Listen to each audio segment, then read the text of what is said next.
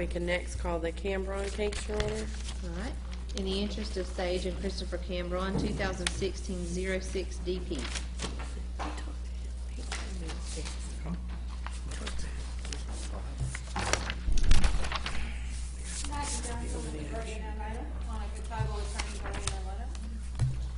Jason Katz, case manager and supervisor.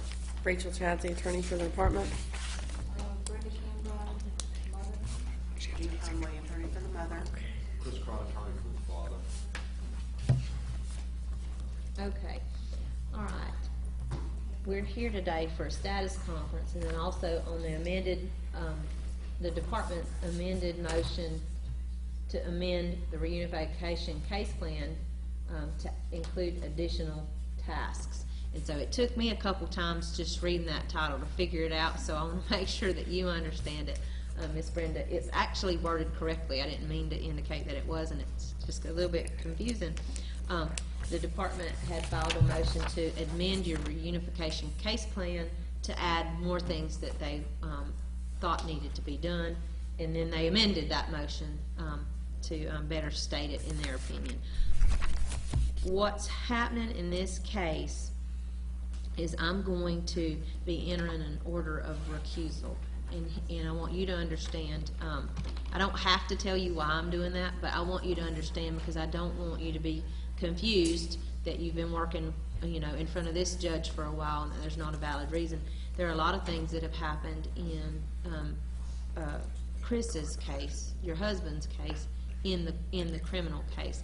Because I'm the sitting county court judge, I'm also the one that when they need warrants or when they need search warrants or when they need something done in the criminal case, even though Judge Fiegel has been the judge that heard those cases and handled those, the everyday tasks of getting warrants signed and search warrants, I'm the one that does that. I want to be real careful that I'm not confused about information that I received in a criminal capacity, acting in that capacity, and in the dependency case, because the right to parent your children is a fundamental right, and anything that's in the court's mind to help make that decision, good, bad, or otherwise, you're entitled to have me decide that, and Mr. Cambron is entitled to have me decide that only based on the evidence that's presented in a courtroom where you have the right, and Mr. Cambron has the right to cross-examine any witness that brings that evidence to me. So I want to make sure that you have that, and I think the best way to do that is to have another judge who's not been involved in the criminal case to be able to do that. I think that's the most fair way to protect your fundamental right. So I'm going to, instead of deciding whether or not your case plan, there needs to be case plan tasks added to the case plan, I'm going to recuse. It'll be assigned to a different judge. I don't have the authority to pick what judge it's assigned to. I'll let you know that our natural rotation would be that it would go to Judge Fiegel. Just so happens that Judge Fiegel is going to find himself in the same boat that I'm in. And so I anticipate that as soon as I sign that, which will be this afternoon, that it will then be bumped to Judge Fiegel, and I would anticipate that very quickly that he's going to do the same thing. And the purpose for that is to get appointed a judge that can hear this case fresh on the evidence only that's in the dependency case, okay? And so I could have done that with a piece of paper in the office and you got a copy of it in the mail. It's not that I wanted you to just have to sit here and wait all day for me to not do anything. I want to be able to explain to you. Even though I don't have to, I want to be able to explain to you so that you wouldn't be frustrated with the process. And hopefully you'll see that this is the most appropriate way to handle this particular case. Okay? All right? So I'm not able to rule on any motions. I'll let you know. I'll sign that order of recusal this afternoon. I'll go ahead and send that to the court administrator that handles that will then enter an order appointing Judge Fiegel. Again, I anticipate Judge Fiegel doing the same thing. So you should hopefully have a new judge appointed, I would say, by Wednesday.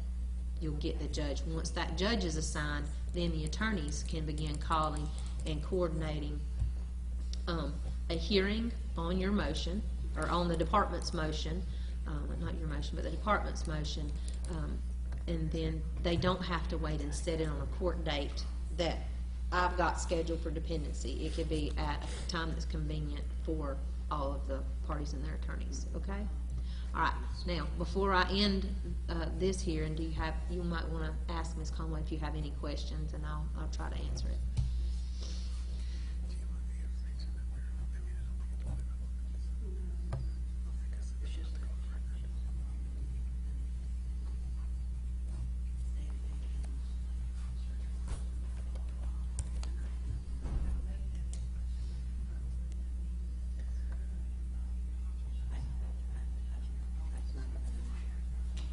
Okay, all right, so,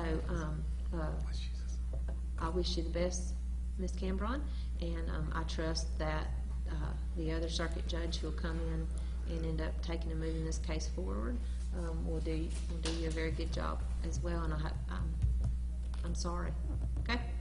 All right, Martha, that's all I have on the Okay. docket, now be excused. oh, Mr. Cron, you sat here all day. That's all right. Well, so did Ms. Cambron. Of course, Okay. Your Honor, I feel like I owed it to you because I was a few minutes late this morning. I just gave you my time on the back end instead of the front end. Okay. All right, so I'll get that out, and then, I will let you know that the current hearings that are set in this case, because of the required timeframes, as it stands right now, those hearings are still, the judicial review, those are still on the books, and until such time as, they're changed. I mean, you can plan on rocking right on and a different judge sitting up here when your case is called. And once we set it up, we will send out a notice of hearing Yeah. to the parents, and they still reside at the same address, so that shouldn't be an issue. Okay? Thank you, Your Honor.